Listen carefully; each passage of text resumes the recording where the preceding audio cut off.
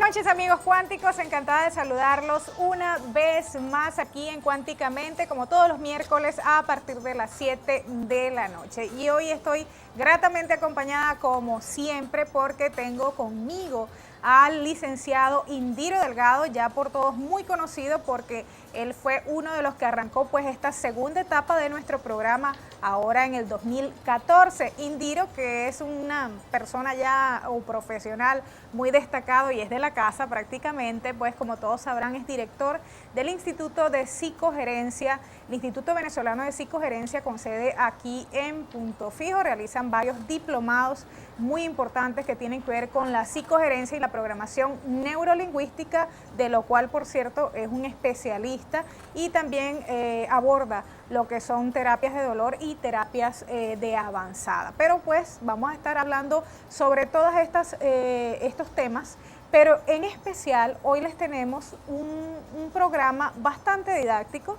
y lo hemos conversado pues tras cámaras, que tiene que ver con la programación neurolingüística o la PNL, como muchos seguramente han escuchado, pero a lo mejor muchos no tenemos en detalle lo que es el concepto y para qué sirve.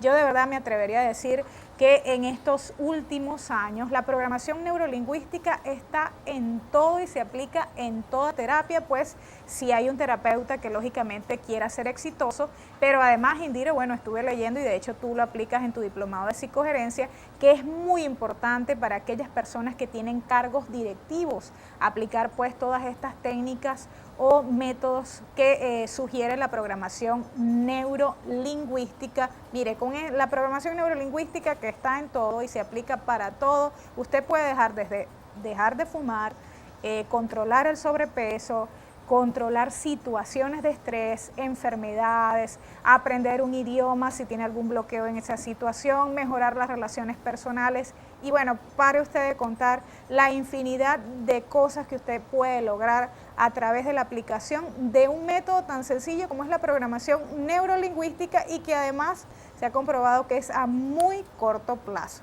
Pero para que nos explique más en detalle acerca de lo que es la programación, que incluso, bueno, alberga 3 conceptos bastante significativos, ya en su nombre dejamos en la palabra a Indiro Delgado. Bienvenido, Indiro, una vez más. Gracias, Katy. Bueno, saludo a tu numerosa audiencia. Para mí es un placer compartir contigo en esta oportunidad para hablar entonces de la PNL. La programación neurolingüística nace en los años 70 y nace de la mano de 2 investigadores del campo de la psicología y del campo de la informática. Por eso lleva la palabra programación allí. Es decir, que es un término inspirado en el mundo de la computación. Y un poco inspirado en el aspecto de que todo ordenador, al recibir un programa, pues ejecuta en base al programa que tiene.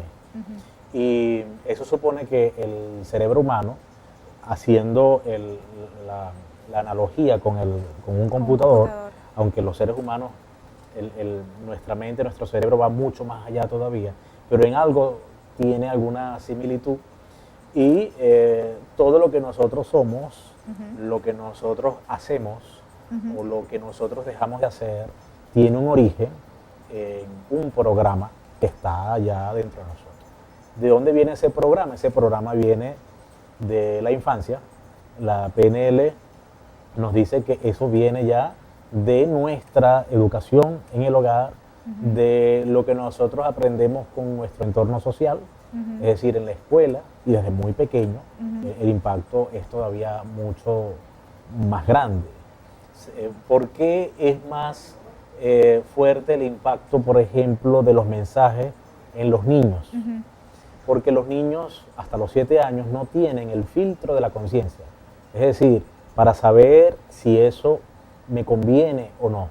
Entonces, un mensaje que se le envía directamente a un niño, pues ese mensaje el niño lo asimila completamente y lo hace suyo y lo lleva al inconsciente. Y después, más adelante, eso por supuesto que se cumple constantemente. O sea, el niño cumple el programa que tiene internamente. Entonces, en programación, ¿qué es lo que nosotros buscamos? Buscamos qué es ese programa inconsciente que un ser humano pudiera tener que no le conviene y cambiarlo por uno más conveniente.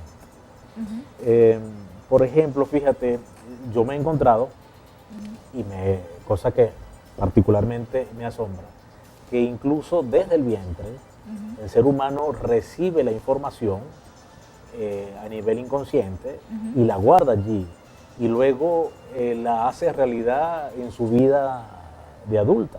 Sí. Es que eso te iba a comentar, Indiro, porque claro, la infancia obviamente repercute, pero también el inconsciente colectivo que llamamos, o sea, que lo hemos mencionado aquí, o sea, desde el vientre ya de la madre y todos los condicionamientos y toda, como hemos dicho siempre, que somos energía e información, todo lo que hay a nuestro alrededor, ¿no? Y entonces, pues es impresionante muchos de los ejemplos que seguramente tú has vivido a través de, verificando o confirmando justamente esto, ¿no? Y por eso la insistencia siempre, mucho cuidado con lo que tú le dices a un niño. Eso puede impactarle para toda su vida. Sí. Yo, por ejemplo, en algún momento yo escuché que alguien dijo de mí, hizo algún comentario, yo estando niño, cuando lo dice tu papá o tu mamá, que son tus héroes, que son los modelos que tú vas a seguir, cuya palabra es mucho más poderosa que la palabra de un vecino o la palabra de un amigo lejano. La palabra del papá y la mamá es mucho más fuerte, porque son los modelos que tú vas a seguir en la vida y están cargados de mucha emocionalidad. Entonces, nuestras primeras etapas de crecimiento como niños está marcada por la emoción más que por la razón. Entonces, claro, todo lo que se dice inmediatamente va directamente al inconsciente. Sí, bueno, yo de verdad que me gustaría preguntártelo aquí en cámara, yo creo que lo hablamos antes de sentarnos acá, pero sigo teniendo esa duda o que tú la expliques, por lo menos lo que tú entiendes así muy someramente, la diferencia entre lo que es la programación neurolingüística y la psiconeurolingüística, o que tú me decías, mira, más que psiconeurolingüística es la psiconeuroinmunología. Sí. Son, incluso que me sorprendió, tú me dijiste, son cosas totalmente distintas. Sí. Ajá, Sí. ¿de qué se trata? Se complementa en algún momento, por supuesto, pero son cosas distintas. Por ejemplo, la psiconeuroinmunología es una ciencia transdisciplinaria porque agrupa lo que es la psicología, o sea, esas tres ciencias que nosotros estamos viendo allí, y que es el campo, diríamos, que nace de la medicina. Entonces se estudia la relación que tiene el pensamiento con mi sistema inmunológico. Y allí nos metemos nosotros entonces en el campo de la bioquímica interna, cómo funciona nuestro sistema inmunológico, que si las células transportan información cuando hay determinados pensamientos, o a dónde viajan, cómo se comportan las células killer, que son las que nos defienden dentro de las enfermedades. Es decir, eso es un microcosmos que es bien interesante y que ahora la medicina ha estado viendo con otro punto de vista, porque el ser humano hace unos años atrás se veía como un ser como por pedacitos. Es decir, la mano no tenía nada que ver con el corazón, o mi corazón no tenía nada que ver con mi pierna o con mis rodillas, o sea, era como un rompecabezas. Como un Frankenstein, una cosa así. Entonces ahora la medicina está viendo, ¿no?, al ser humano más integral. Y yo a veces digo, bueno, estamos descubriendo el agua tibia. Sí, realmente. Porque los chinos tienen 2000 años haciendo eso. Sí, los chinos saben que hay una cantidad de meridianos, son como pequeños fluidos eléctricos por donde se comunican todos los órganos. Y eso es comprobado, es decir, la neurociencia se está metiendo en este campo para ver qué es lo que sucede y están comprobando lo que los chinos vienen diciendo, lo que la medicina tradicional china está diciendo desde hace ya un cierto tiempo. Ahora, la programación neurolingüística es otra cosa. Ya aquí vamos directamente a pensamiento y comportamiento. Y que llama no nos vamos a meter en la parte interna bioquímica. Y que llama la atención, Indiro, disculpa, que es rápida, efectiva.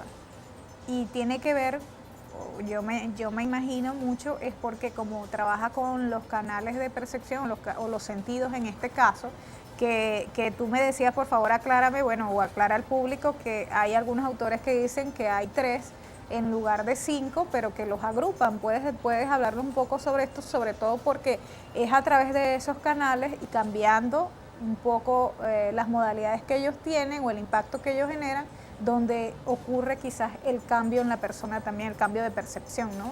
Del Claro. cuadro. En PNL se dice que nosotros nos comunicamos con el mundo a través de los 5 sentidos. Eso ya es un hecho fácil de asimilar y además que lo entendemos todos los seres humanos. Sabemos que eso es así.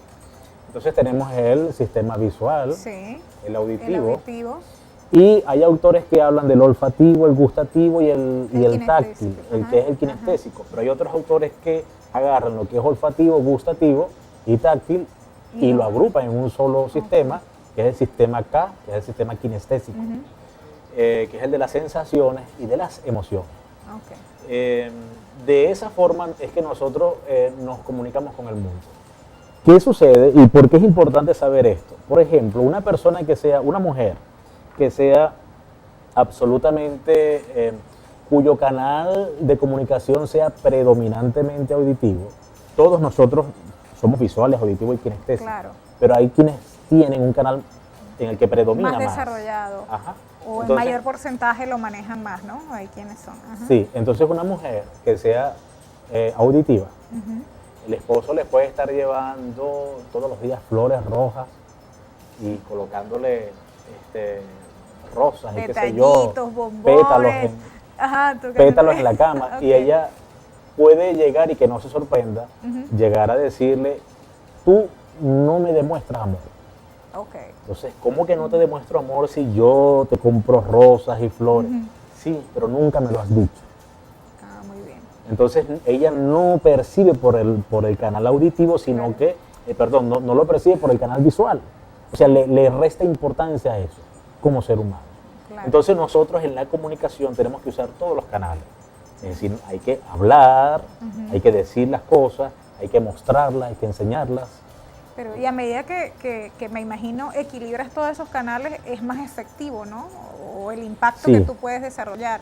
Sí. Aunque también entiendo que en gerencia es que tú conozcas si de verdad el interlocutor tuyo es qué canal desarrolla más, también para de repente llegarle, así como con la esposa o con la mujer que amas, pues llegarle también de repente al jefe, al gerente o al cliente por aquel canal que uno ve que puede estar desarrollando, y para eso hay técnicas, ¿no? También. Así es, y nosotros es importante saber cuáles son los canales por los cuales se comunican nuestros hijos.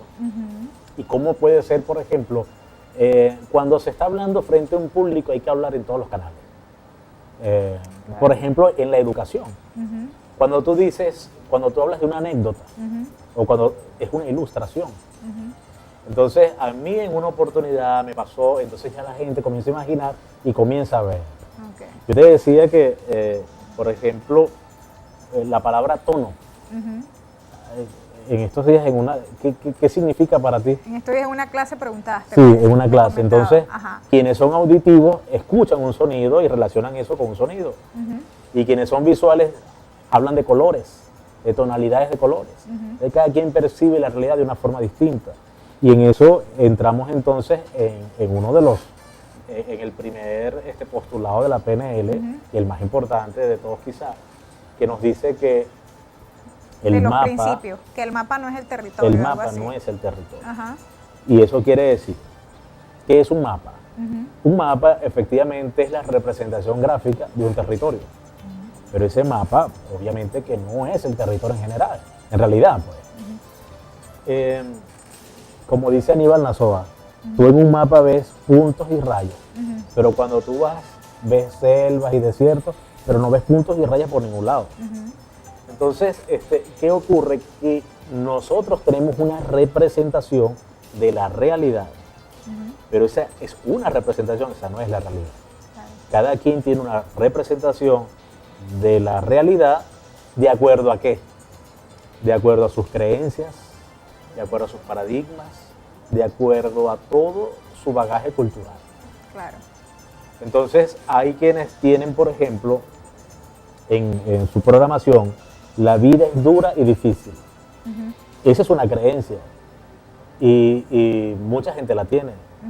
Cuando nosotros hacemos las encuestas, y sobre todo en el aula, en los diplomados, vemos que muchísima gente ha escuchado esa creencia que viene de generación en generación.